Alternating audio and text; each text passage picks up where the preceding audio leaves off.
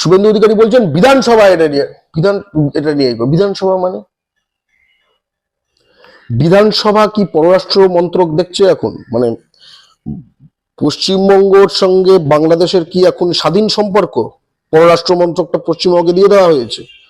তাহলে হ্যাঁ, বিধানসভা মানে কি? বিধান মানে আইন, মানে সিদ্ধান্ত নেওয়ার জায়গা, তাই তো? এগুলো আইনসভা বলে এগুলোকে।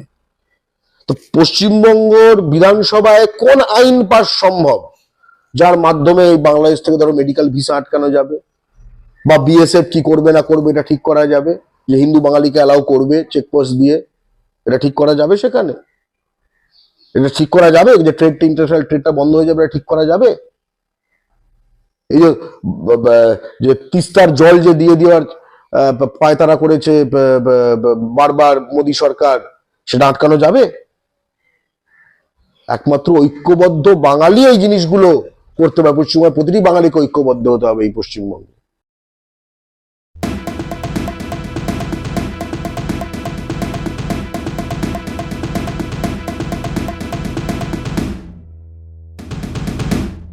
এইভাবে এমন একখানা জিনিস সৃষ্টি করা হচ্ছে যেখানে পূর্ববঙ্গের হিন্দু বাঙালি যে নিপীড়িত হচ্ছে, সেদিকে বিবৃতি প্রকাশ হচ্ছে, নোটিশ বোর্ড।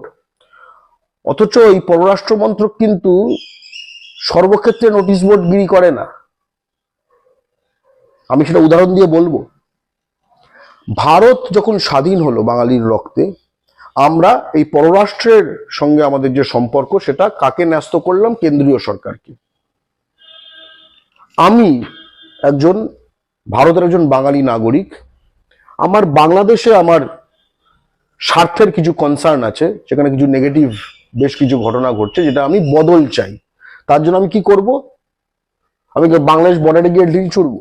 এটা তো কোনো মানে প্র্যাকটিক্যাল কোনো সলিউশন না।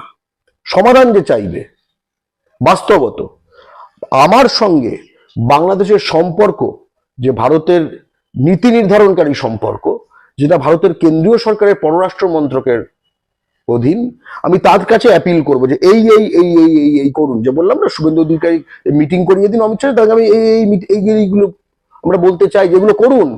কে আটকাচ্ছে? বিজেপিকে আটকাচ্ছে, শুভেন্দু অধিকারী অমিত শাহকে আটকাচ্ছে, অমিত শাহ শুভেন্দু অধিকারীকে আটকাচ্ছে। মানে গল্পটা কি? একটু স্পষ্টীকরণ চাই।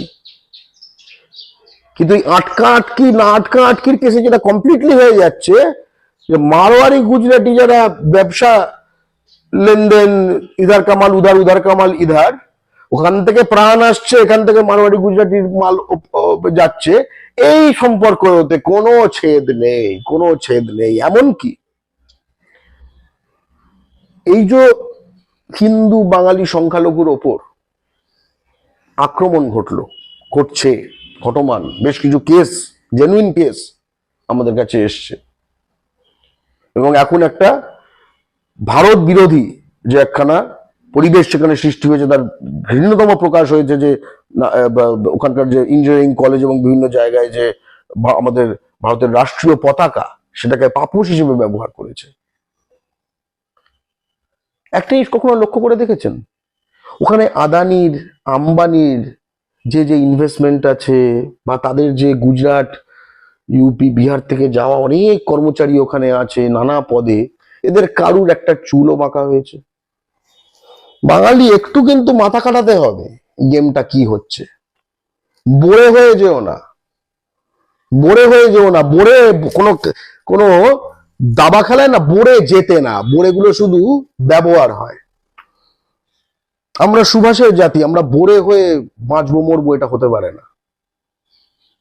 আমরা অন্য কারুর বোরে হব না। এবং বাংলা পক্ষ যে দাবিগুলি স্পষ্টত করছে, সেটা কেন্দ্রীয় সরকারের কাছে করছে, পররাষ্ট্র মন্ত্রকের কাছে, স্বরাষ্ট্র মন্ত্রকের যে মন্ত্রকগুলো ইনভলভ, যে চাইলেই এগুলো করতে পারে, চাইলেই। শুভেন্দু অধিকারী বলছেন বিধানসভা এটা নিয়ে বিধানসভা মানে বিধানসভা কি পররাষ্ট্র মন্ত্রক দেখছে এখন? মানে পশ্চিমবঙ্গের সঙ্গে বাংলাদেশের কি এখন স্বাধীন সম্পর্ক? পররাষ্ট্র মন্ত্রকটা পশ্চিমবঙ্গে দিয়ে দেওয়া হয়েছে। তাহলে হ্যাঁ বিধানসভা, বিধানসভা মানে কি? বিধান মানে আইন, মানে সিদ্ধান্ত নেওয়ার জায়গা, তাই তো? এগুলো আইনসভা বলে এগুলোকে।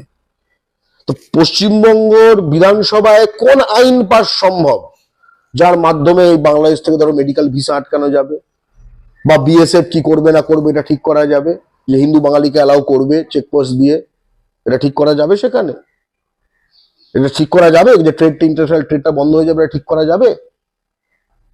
এই যে যে তিস্তার জল যে দিয়ে দেওয়ার পায়তারা করেছে বারবার মোদী সরকার, সেটা আটকানো যাবে?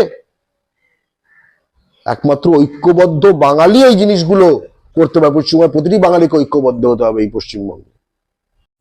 আপনারা দেখছেন আওয়াজ, রোজকারের হক কথা। ফর মোর আপডেটস অ্যাবাউট আওয়াজ, please subscribe our YouTube channel.